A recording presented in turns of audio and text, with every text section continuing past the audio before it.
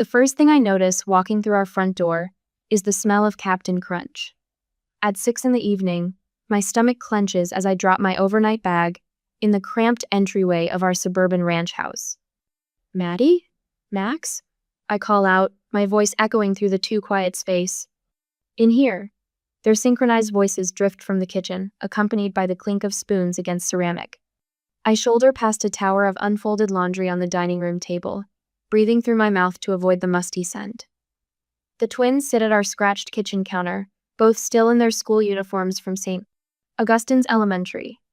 Wrinkled worksheets spread between their cereal bowls, soggy bits of yellow squares floating in milk. Hey guys. I ruffle Max's perpetually messy hair, noting the dark circles under Maddie's eyes. Long day? Mom said she'd be home for dinner, Maddie mutters, not looking up from her math problems. Her pencil moves in tight, angry circles. The cafeteria had fish sticks, Max adds, wrinkling his nose. We couldn't eat them. I open the fridge, unsurprised to find mostly condiments and a half-empty carton of milk. The freezer yields only ice cube trays and forgotten pot peas. My chest tightens as I remember the grocery money Mom promised to send for my weekend home from community college. Let me grab something from upstairs, then we'll order pizza. The words taste like defeat in my mouth. I'd been saving that 20 for gas. The twins perk up, but I'm already heading toward Mom's room, my fingers brushing the house key in my pocket. The one she doesn't know I copied last summer, just in case. Just for moments like this. Mom's room smells like the vanilla perfume she's worn since I was 12, when Dad walked out and she started working double shifts at the hospital. Back when I first learned to make mac and cheese without help, to check homework, to become the responsible one. The safe sits in her closet, hidden behind a rack of scrubs. My hands shake as I input the combination birthday, because Mom said she'd never forget it that way. Inside, tucked behind insurance papers and Dad's old wedding ring, should be the envelope. $8,000 in crisp hundreds. Grandma's college fund for me. The money that was supposed to cover next semester's textbooks and my share of apartment rent near campus. My fingers touch cold metal, empty space, nothing. The room spins as I dial Mom's cell, each ring stretching into infinity. Honey? Her voice sounds lighter than it should. I'm at dinner with the girls from work. Everything okay? The safe. My voice cracks. Grandma's envelope. Where is it? Silence stretches between us, thick with unspoken accusations. The furnace broke last month, she finally says, the words clipped. Things happen, Samantha. You've never had to pay real bills. That was my college money. The words scrape my throat. Grandma left it for school. And I left you money for groceries, didn't I? A man's low laugh echoes in the background. Listen, I can't talk right now. We'll figure something out later. Mom. The line goes dead. I sink onto her bed, the springs creaking beneath me. On her nightstand, a bank statement peeks out from beneath a fashion magazine. My hand moves without conscious thought, pulling it free. Spa visits, concert tickets, a charge from Nordstrom that could have covered 2 months of my textbooks. My phone buzzes. A text from Max. Mom said we can't tell Sam about Vegas. The words blur as memories flash through my mind. Missing my National Honor Society ceremony because Maddie had strep throat. Turning down the National Science Foundation summer program because no one else could watch the twins. Mom's voice, syrupy sweet. You're the mature one, sweetie. I can trust you. Trust. What a joke. Downstairs, I hear Maddie helping Max with his multiplication tables, their voices carrying the same patient tone I used when teaching them years ago. They shouldn't have to be so grown up. Not like I was. I stare at the empty safe, at the bank statement clutched in my trembling hands, at the text glowing on my phone screen. The choice stretches before me like a chasm. Confront the woman who raised me, or walk away in silence. But silence, I realize, watching my knuckles whiten around the paper, isn't really a choice at all. Not anymore. I stand, smoothing Mom's comforter with mechanical precision. The same way I've smoothed over her absences, her broken promises, her convenient forgetfulness. My whole life, reduced to covering her tracks. Walking downstairs, I hear Max laugh at something Maddie said, the sound pure and bright and achingly young. I pause in the doorway, watching them bent over their homework, heads close together, still innocent enough to believe in promises. My phone feels heavy in my hand as I pull up the search bar. Legal guardian requirements, State of Ohio. One of us has to be the adult here. And it won't be her. An hour later that day, the bank statement flutters from my fingers to the carpet of Mom's bedroom, like confetti at a funeral. Behind me, the twins laugh at some cartoon downstairs, the sound piercing through the fog in my brain. I bend down, my hand trembling as I pick up the paper. The numbers blur before my eyes. $479 at Nordstrom, $289 at Blue Lagoon Spa, $750 at the Mirage Hotel, Las Vegas. My phone buzzes. Uncle Mark's name lights up the screen. Your mother called, he says without preamble. Said you were asking questions about money. The college fund is gone. The words scratch my throat. She said it was for the furnace. A heavy sigh crackles through the line. Sam, there's something you need to know. Your dad's been sending child support checks. Every month since he left. The room tilts sideways. I grab the edge of Mom's vanity, my knuckles white against the wood. How much? $800 per kid. Should have covered groceries, school supplies, clothes. The cereal bowls downstairs, the wrinkled uniforms, Max's shoes held together with duct tape. That's impossible. But even as I say it, memories flash through my mind. Mom's new designer purses. Weekend trips with the girls from work. The constant takeout when she bothered to come home at all. I kept quiet too long, Uncle Mark says. But after what happened with the trust fund... Look, I have copies of the canceled checks. Every single one. The bedroom door creaks open. I whirl around to find Linda, Mom's best friend, frozen in the doorway with a laundry basket. Oh, Samantha, honey, I didn't know you were home. Her eyes dart to the bank statement in my hand. Your mother asked me to grab some things while she's out. With Derek? The name tastes bitter. Mom's new boyfriend, always hovering at the edges of our lives with his expensive watch and calculating smile. Linda shifts the basket, avoiding my eyes. Listen, about that loan she took from the college fund 6 months ago. I told her she needed to pay it back before you found out. Loan? The word echoes in my head. 6 months ago? Linda backs away, her face pale. I shouldn't have. Forget I said anything. But I'm already moving, yanking open Mom's desk drawer. Credit card statements spill out, some still sealed. My fingers tear through envelope after envelope, names of stores jumping out like accusations. Tiffany & Company, Saks Fifth Avenue. First-class tickets to Miami. My phone chimes with a text from Mrs. Patterson next door. Been meaning to tell you, that spare room over my garage is yours if you need it. No questions asked. Before I can respond, an email notification pops up from my college advisor. Emergency financial aid appointment available tomorrow at 9 a.m. Let's explore your options. The front door slams downstairs. Heavy footsteps on the stairs, accompanied by a voice I've grown to dread. Susan? Babe, you up here?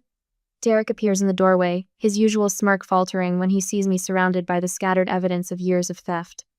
Well, his tone shifts to something oily.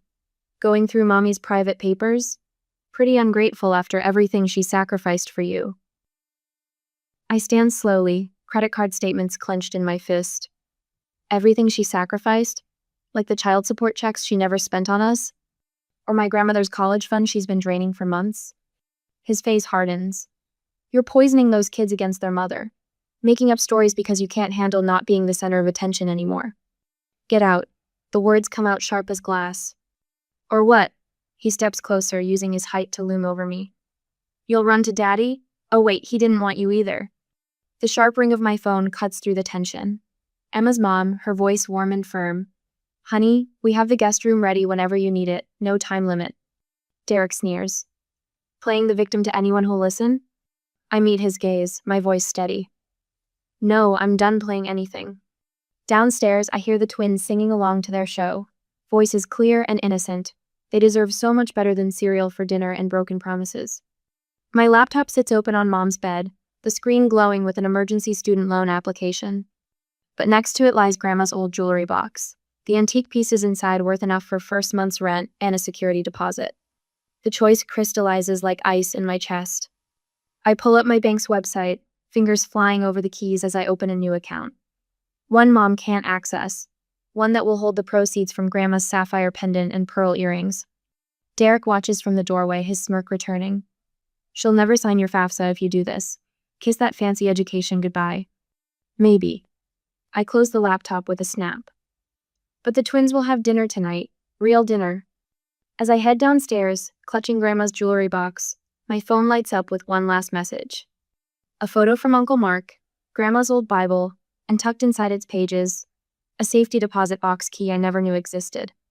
Sometimes inheritance isn't about money at all. It's about finally seeing the truth. A day later, Facebook glows blue in the dark of my dorm room. Mom's latest post fills my screen. Sometimes the people who hurt you most are the ones you gave everything to protect. Praying my daughter remembers her family values. 27 sympathetic comments. 12 heart reactions. 3 shares. My finger hovers over the keyboard, throat tight with unspoken truths. But before I can type, a knock at my door sends me scrambling to close the laptop. Package delivery. Derek's voice slides through the crack under my door like oil. My heart pounds against my ribs. Mom's boyfriend shouldn't know my dorm address. I grab my phone, already dialing campus security. Come on, Samantha. His knuckles rap again harder. Just trying to help fix this mess between you and your mother. The dispatcher answers. I whisper my location, backing away from the door. You're making Susan sick with worry. Wood creaks under his weight. Those kids need their big sister, Max cried at breakfast yesterday. The mention of my brother's name ignites something molten in my chest. The twins need stability. I call out, voice steadier than my hands. They need more than cereal for dinner and empty promises. Listen here. But footsteps in the hallway cut him off. My resident advisor's voice, then campus security. Derek's shoes squeak against linoleum as he retreats. My phone buzzes, a text from Mom. Your sister won't come to my birthday if you don't. Stop poisoning them against me.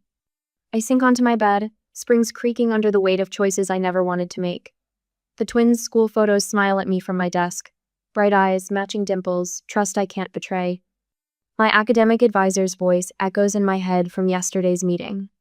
Samantha, your research proposal on cellular regeneration is exceptional. Professor Williams specifically requested you as her assistant. The position would cover next semester's tuition. A step toward medical school, toward freedom. Another buzz. Mom again. Remember when you were little and promised to always take care of us?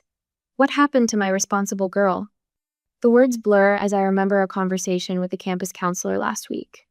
She'd leaned forward, eyes gentle but firm. There's a term for what you experienced, parentification. It's a form of emotional abuse.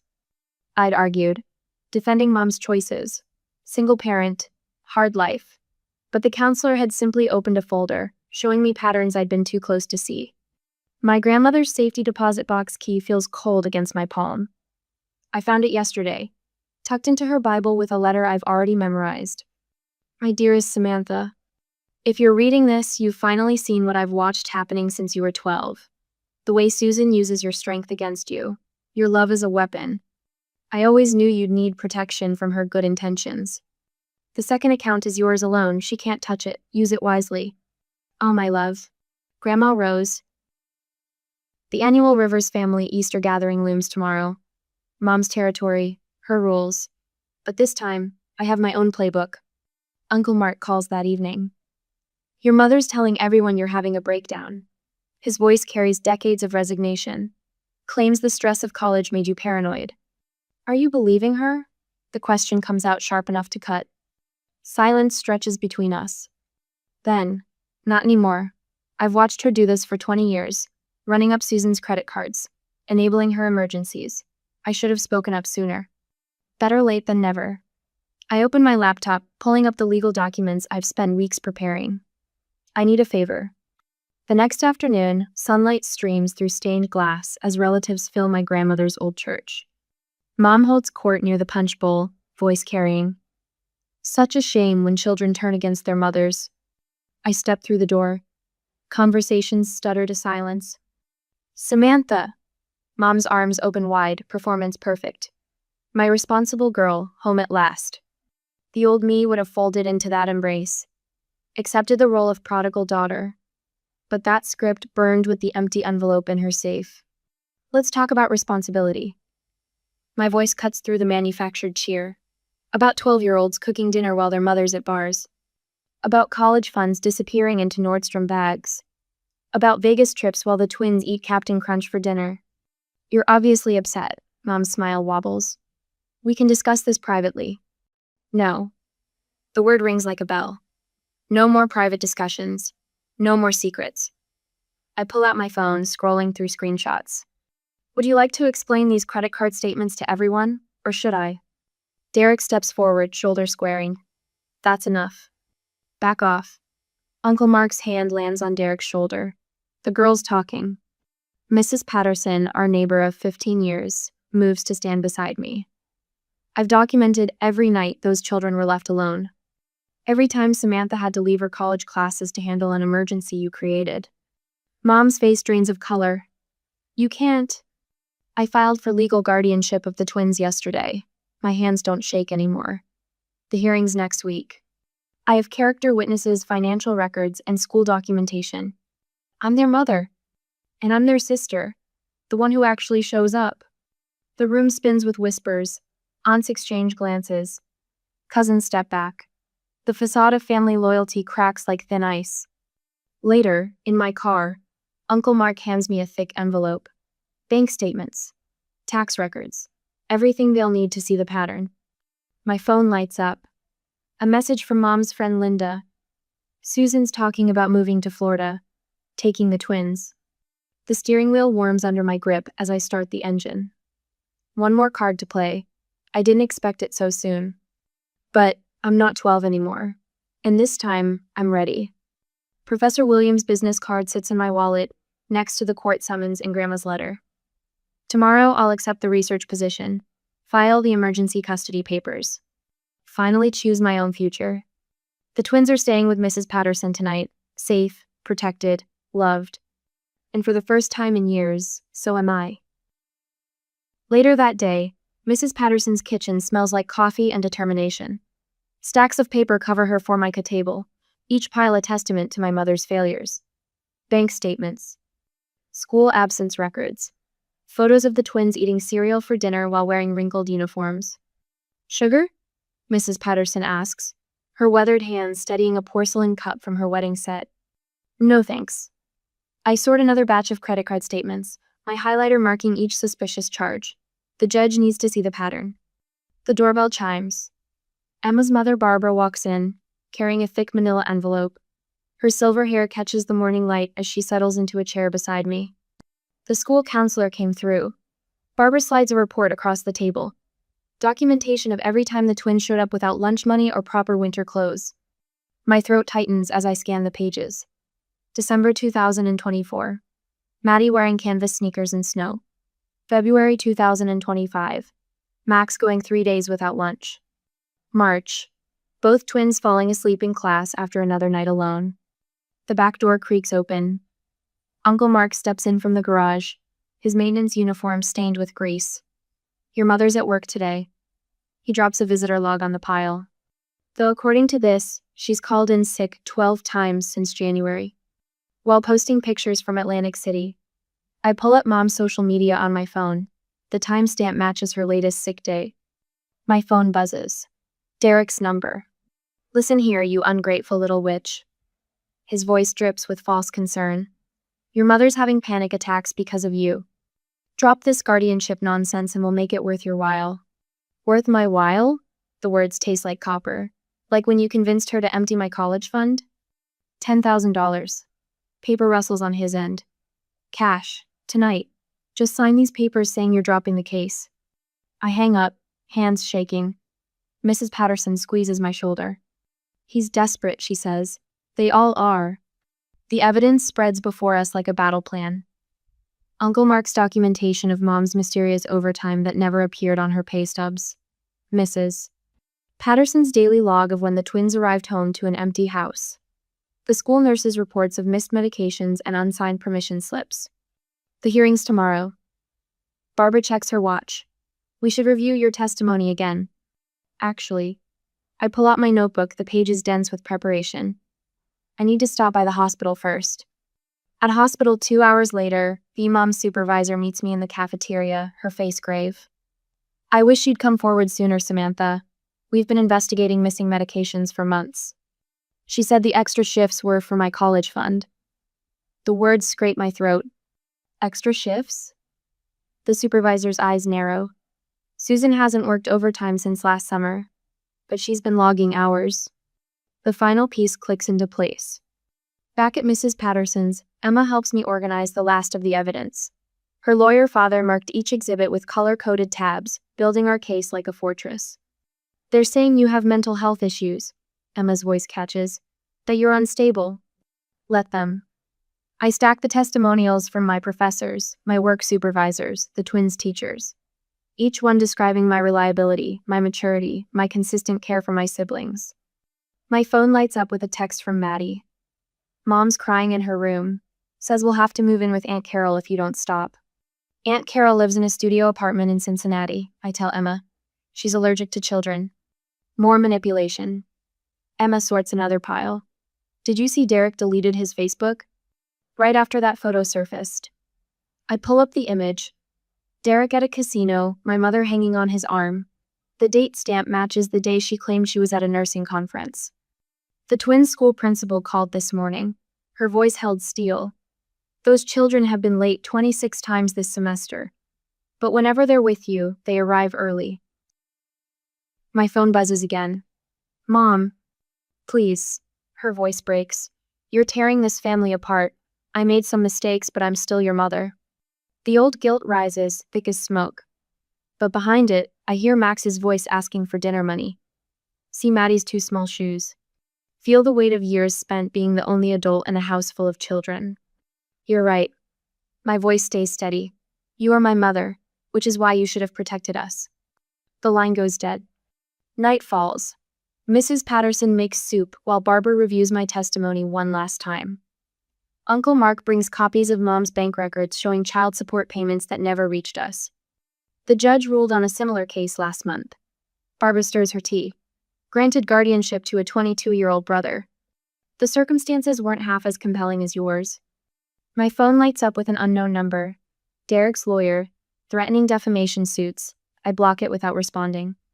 Get some sleep. Mrs. Patterson pulls me into a hug that smells like talcum powder and safety. Tomorrow's a big day. But as I lay in her guest room staring at the ceiling, another text arrives. This one from Mom's best friend Linda. I'm so sorry, honey. I should have said something years ago. If you need a witness about the Vegas trips. The final pieces of my mother's facade crumble like sand. Morning brings more texts. Hospital staff offering testimonials. Neighbors documenting the nights they heard the twins crying. Even Derek's ex-wife, sharing stories of similar financial schemes. My mother's carefully constructed world of lies collapses under the weight of truth. The courthouse looms ahead, its stone steps weathered by generations of justice seekers. Inside my bag, the evidence feels heavy as granite. Beside me, Mrs. Patterson straightens her Sunday dress. Barbara adjusts her pearls. Uncle Mark's work boots echo on marble. I think of the twins, safe at school, waiting to hear their fate. Of my drained college fund and empty promises. Of all the nights I tucked them in while Mom chased dreams that never included us. The bailiff appears at the heavy wooden doors. River's guardianship hearing. My army of supporters stands. We enter the courtroom like soldiers advancing on a battlefield, armed with nothing but truth. My mother sits on the other side, mascara already smudged. Derek's chair stays empty. The judge will render her decision in 24 hours. But knowing my mother, knowing the pattern of escalation that's defined my entire life, I brace myself. Her final, desperate move is coming. I just pray I'm strong enough to withstand it. The courthouse steps loom before me, granite and steel reaching toward a colorless February sky. My hand trembles as I straighten my thrift store blazer, purchased last week with the last of my work-study money. Behind me, Mrs. Patterson grips the twins' hands, her arthritis-gnarled fingers steady against their fidgeting. Sam, Mom's voice cuts through the morning chill. She hurries up the steps in 4-inch heels, Derek trailing behind her like a well-trained shadow. Baby, we need to talk. My stomach clenches at the familiar syrupy tone, the same voice that promised to attend my science fair, to pay for college, to come home for dinner. The hearing starts in 20 minutes. I keep walking, focus locked on the heavy wooden doors ahead. You're making a terrible mistake. She grabs my arm, manicured nails digging into my sleeve. Think about what this will do to our family. To the twins. I turn, finally meeting her mascara-rimmed eyes. Like Vegas did to our family? Or the spa weekends? Or the concert tickets? Her fingers tighten. You have no idea what it's like raising 3 kids alone. Exactly. The word drops between us like a stone. I don't know what it's like, because I was too busy doing it for you. Derek steps forward, all shark smile and expensive cologne. Listen, kiddo. Your mom and I have been talking. We can work something out. A monthly allowance, maybe? Help with tuition? The laugh that bubbles up tastes like acid. With whose money? Grandma's trust fund that you already emptied? Now that's not fair. Mom's voice rises, drawing stares from other courthouse visitors. I am still your mother. You're too young to understand. Miss Rivers? A woman in a charcoal suit appears at the top of the steps. Judge Harrison will see you now. I nod and head in. The courtroom smells like furniture polish and stale coffee. I slide into the wooden chair beside my attorney, Sarah Chen, spreading my documentation across the table. Bank statements, school records, photos of empty cupboards and unpaid bills.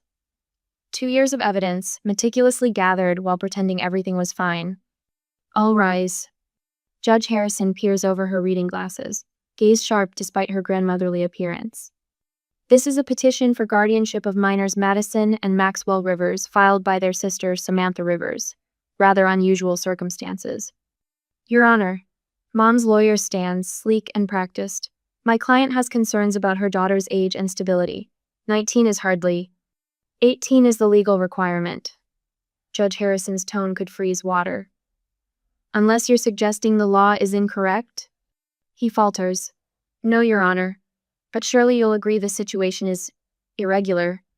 What I find irregular, Counselor, is a mother using her eldest child as an unpaid nanny while spending child support funds at the Bellagio. Mom's sharp inhale echoes through the chamber. The next hour blurs into a parade of witnesses. Mrs. Patterson describing midnight babysitting emergencies. The twins' teachers detailing years of missed conferences and unsigned permission slips. Uncle Mark's testimony about child support checks that never reached their intended recipients. And you have proof of these financial irregularities? Judge Harrison asks. Sarah slides forward a thick folder. Bank records showing systematic misuse of funds intended for the children's care. Additionally, we have documentation of Mrs. Rivers emptying a college trust fund established by the children's grandmother. That money was for emergencies. Mom surges to her feet. The furnace broke. The car needed repairs. The Nordstrom receipts suggest otherwise. Sarah's voice remains steady, as do the casino charges. You ungrateful little... Mom whirls toward me, mask finally cracking. After everything I've done for you, I gave up my life for you kids. No, my voice comes out stronger than I expect. You gave up our lives for yourself. The room falls silent. Judge Harrison removes her glasses, folding them deliberately. Mrs. Rivers, would you like to explain why your 19-year-old daughter has more documentation of your children's medical history than you do? Mom's mouth opens and closes. For once, she has no answer. I've seen enough. The judge shuffles her papers. This court finds clear evidence of parentification and financial exploitation. Guardianship is granted to Samantha Rivers, with Mrs. Brogue. Rivers permitted supervised visitation, pending completion of parenting classes and financial counseling. The gavel cracks like thunder. Mom crumples into her chair, shoulders shaking. Part of me wants to comfort her, the old part, the one trained since childhood to smooth over her messes. But the twins press against my sides, their small hands finding mine, and I remember why we're here. Sam? Maddie whispers. Does this mean we get to stay with you? Yeah, squirt, I squeeze her fingers. We're staying together. Mrs. Rivers. Judge Harrison's voice cuts through the murmurs. The court has also ordered a full audit of your finances. Officer Martinez will escort you to meet with the forensic accountant. Derek vanishes before the bailiff reaches our row. Outside, winter sunlight spills across the courthouse steps. The twins bounce ahead with Mrs. Patterson, chattering about pizza to celebrate. I pause at the top, watching Mom being led to a different exit. She glances back once, tears streaking her makeup. For a moment, I see past the designer clothes and careful facade to the woman who once sang me to sleep, who taught me to ride a bike, who slowly disappeared into her own desires until nothing remained but broken promises. I hope you find your way back, I whisper to her retreating form. But we can't wait anymore. Sarah touches my shoulder. Ready to go home? Home. Not the house full of cereal dinners and unpaid bills. Not the endless cycle of covering for mom's absences. Something new. Something ours. Yeah. I straighten my shoulders, turning toward my siblings. Toward our future. Let's go home. My phone buzzes, a text from Derek demanding I fix this mess. Delete. Another from mom's lawyer threatening appeals. Delete. The twins wave from Mrs. Patterson's car, faces bright with something I haven't seen in years. Hope. Victory tastes like pizza and possibility. But as I watch Maddie help Max with his seatbelt, performing the same protective dance I've done for years, reality settles in my chest. I've won the battle for guardianship. Now comes the real challenge, giving them the childhood I never had. I climb into the driver's seat, catching my reflection in the rearview mirror. Mom's voice echoes in my memory. You're the mature one, sweetie. I can trust you. For once, she was right. Just not in the way she meant. We will build our home again in the years to come. 2 years later, the sound of bacon sizzling pulls me from my textbook before my alarm can ring. For a moment, I blink at the unfamiliar piece of dawn breaking through our kitchen window. No emergency phone calls. No forgotten permission slips. Just Max at the stove, his tongue poking out in concentration as he flips another piece. You're up early, I say, marking my place in my organic chemistry notes. He grins, proudly displaying the gap where his front tooth used to be. Maddie, bet me I couldn't make breakfast without burning anything. And? Only scorched 2 pieces. He plates the bacon with the precision of a surgeon, but I buried them under the good ones. From down the hall, Maddie's voice rings out. I smell burning. Do not. Max shoots back, but he's laughing. I watch them orbit each other through their morning routine, no longer the scared children eating cereal for dinner. Maddie quizzes Max on his science vocabulary while braiding her hair. Max sharpens her colored pencils in exchange for help with his book report. They move through our sunlit apartment like well-practiced dancers, so different from the chaos of 2 years ago. My phone buzzes. Mom's number. The old panic doesn't come. I let it ring twice, centering myself in the present moment, in the life we've built. Hello? Samantha? Her voice sounds smaller these days. I know it's early, but I wondered if you'd gotten my email about Saturday. I did. I keep my tone neutral, professional, like speaking to one of my professors. 3 to 5 at the community center, supervised visit. Right. She pauses. I thought maybe we could get ice cream after? All 4 of us? 2 years ago, that suggestion would have sent me scrambling to accommodate her, to preserve the fantasy of family harmony. Now I think of the twins' therapy appointments. They're slowly rebuilding trust. Let's see how the regular visit goes first, I say, 1 step at a time. Of course. Another pause. You sound different. More. Grown up? The word carries no bitterness now, just truth. I was going to say peaceful. From the kitchen, I hear Maddie declaring, Mom called again last night. I told her I had a test to study for and couldn't talk. My chest swells with pride. 2 years ago, she would have dropped everything to answer. I need to go, I tell Mom. The twins have school. Sam? Her voice catches. I really am sorry. For everything. The money, the lying, making you be the parent when you were just a kid yourself. The words I've waited years to hear. They settle into my chest, not fixing the past, but offering a foundation for something new. I know, Mom. I know you are. After we hang up, I find Mrs. Patterson's latest care package on our doorstep. Fresh muffins, still warm, and a card for my upcoming graduation. She's written, to my honorary granddaughter, in her elegant script. The smell draws the twins like magnets. We sit at our small kitchen table, warming our hands on coffee and hot chocolate while sharing the muffins. My medical school acceptance letter hangs framed on the wall next to the twins' honor roll certificates and the photo of us with Emma's family at last Thanksgiving. Professor Williams wants to know if you're still speaking at the support group next week, Maddie says, carefully breaking her muffin into precise quarters. I nod. The circle of metal folding chairs, the faces of other older siblings thrust too early into parent roles. Every month I watch them find their voices, learn to set boundaries, discover who they are beyond their family's needs. Someone has to tell them it's okay to save themselves. Like you did, Max says quietly. Like we all did. The morning sun paints our walls gold, catching the silver chain of grandmother's locket around my neck. Inside, her photo watches over us, her final gift, not the money in the envelope, but the strength to break free. My phone buzzes again, a text from my mentee in the Young Guardians program. Another teenager discovering she doesn't have to carry her family's burdens alone. We should get going, I say, gathering empty plates. You have band practice, and I have that meeting with the state representatives about the inheritance protection bill. The twins pack their bags with practiced efficiency, but pause at the door. Maddie's hand finds mine, Max's fingers linking with his sister's, a chain of survivors, stronger together. Ready? I ask, though I already know the answer. They nod in unison, stepping into the morning light. Behind us, the apartment holds our rebuilt life. Homework spread across tables, family photos mixing biological and chosen relatives. The steady tick of a clock marking peaceful minutes instead of crisis countdowns. We walk toward the future, 3 shadows merging in the sunrise. Not the family we were born into, but the one we chose to become. The one we saved, one boundary, one truth, one day at a time. Some people say blood is thicker than water. But I've learned it's love that truly binds, not the obligatory kind, but the type you fight for, the kind you choose every single day.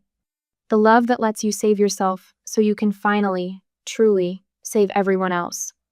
And that makes all the difference.